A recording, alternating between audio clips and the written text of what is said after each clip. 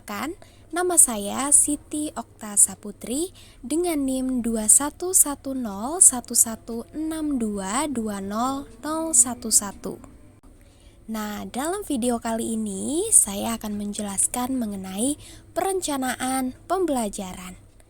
Jadi, perencanaan pembelajaran adalah rencana yang disusun secara sistematis sebagai acuan kegiatan guru dalam mengajar demi tercapainya tujuan dari pembelajaran. Perencanaan pembelajaran itu terbagi menjadi dua. Yang pertama ada RPP atau Rancangan Pelaksanaan Pembelajaran, dan yang kedua ada modul ajar. Sebenarnya apa sih perbedaan dari kedua perencanaan pembelajaran tersebut?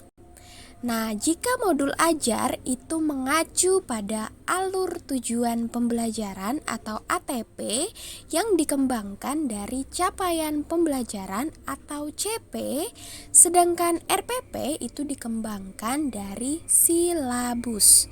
Nah, RPP berisi rencana pembelajaran di kelas, sementara modul ajar itu lebih lengkap lagi dengan materi pendukung dan juga sumber belajar tambahan yang juga dicantumkan di dalamnya.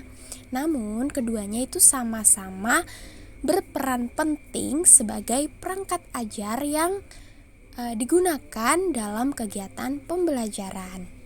Setelah kita mengetahui perbedaan dari kedua perencanaan pembelajaran tersebut, selanjutnya kita akan membahas mengenai komponen minimum dari masing-masing perencanaan. Yang pertama ada komponen minimum dalam RPP. Nah, ini mencakup 3 komponen. Yang pertama, tujuan pembelajaran. Yang kedua, langkah-langkah atau kegiatan pembelajaran yang digunakan untuk satu atau lebih pertemuan.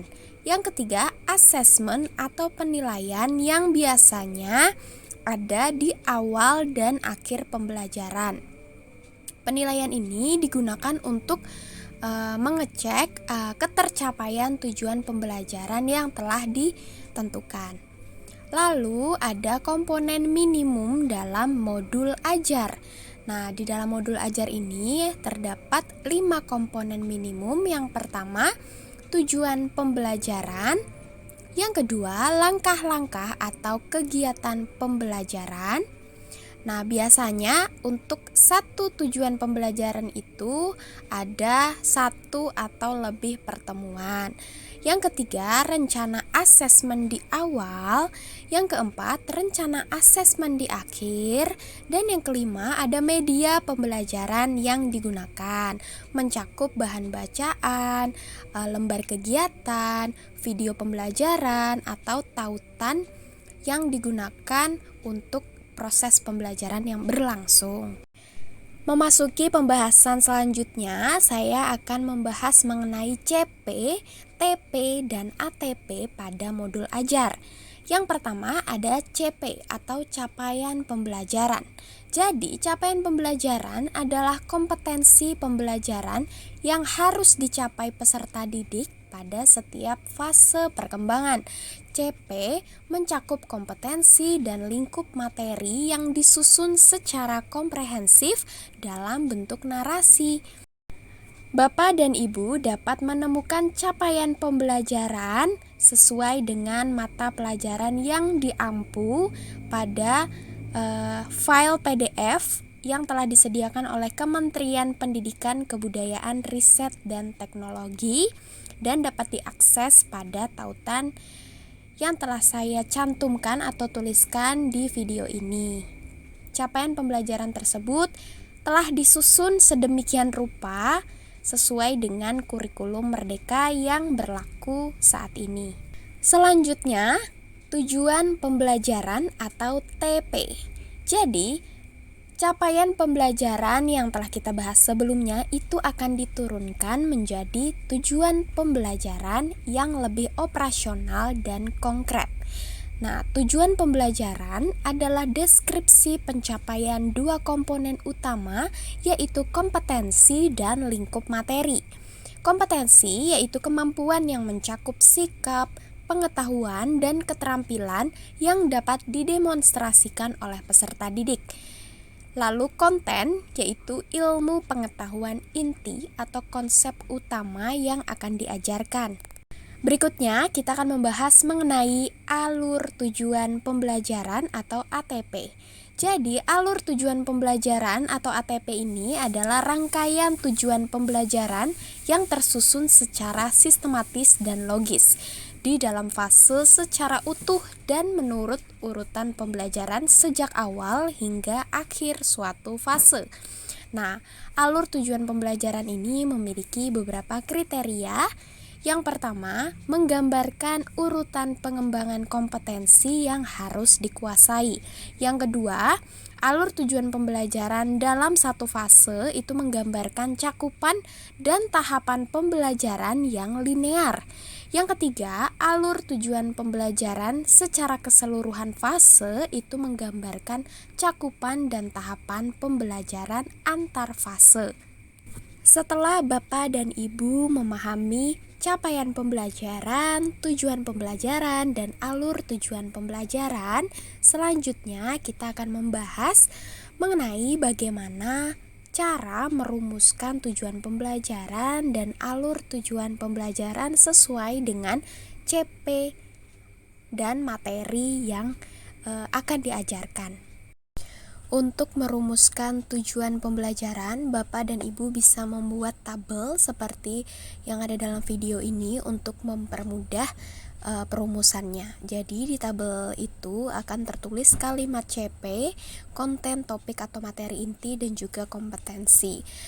Seperti yang ada pada video ini, saya memasukkan kalimat CP itu fase D, ya, itu saya ambil dari file PDF capaian pembelajaran dari Kemendikbud. Lalu konten, topik, materi. Nah, dalam capaian pembelajaran Bapak Ibu bisa memisahkan antara materi dan juga kompetensi. Setelah itu bisa dipilih materi apa atau konten apa yang hendak diajarkan kepada para siswa. Nah, saya di sini memasukkan puisi, lalu kompetensinya ada menulis, menyampaikan, menggunakan atau mengembangkan. Ini sesuai dengan fase D kelas 8 untuk materi puisi bahasa Indonesia. Nah, dari tabel ini saya bisa merumuskan tujuan pembelajaran, yaitu peserta didik mampu menulis puisi berdasarkan fakta, pengalaman, imajinasi sesuai unsur-unsur pembangun puisi. Selanjutnya, bagaimana cara merumuskan ATP atau alur tujuan pembelajaran?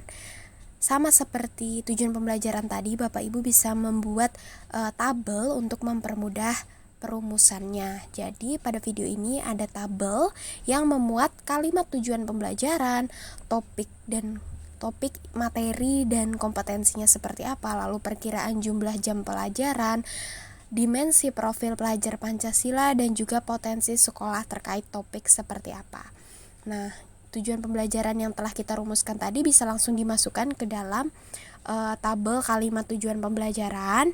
Lalu materi yang hendak disampaikan atau yang diajarkan itu puisi, keterampilan atau kompetensinya itu menulis, dan perkiraan jumlah jam pelajarannya perkiraannya ada 3 JP atau 3 kali 40 menit sama dengan 120 menit atau 2 jam. Lalu dimensi profil pelajar Pancasila yang terkait dengan keterampilan atau kompetensi yang akan diperoleh dari peserta didik, yaitu mandiri, bernalar kritis, dan juga kreatif. Lalu potensi sekolah terkait topik itu apa saja? Ada perpustakaan yang bisa menunjang proses belajar siswa, lalu internet, dan lingkungan yang mendukung adanya imajinasi atau kreativitas siswa. Nah, dari tabel tersebut dapat dirumuskan alur tujuan pembelajaran meliputi peserta didik mampu mengidentifikasi unsur-unsur pembangun puisi. Selanjutnya, setelah peserta didik itu mampu untuk mengidentifikasi unsur-unsur, peserta didik akan mampu menulis puisi berdasarkan unsur-unsur pembangun secara kreatif.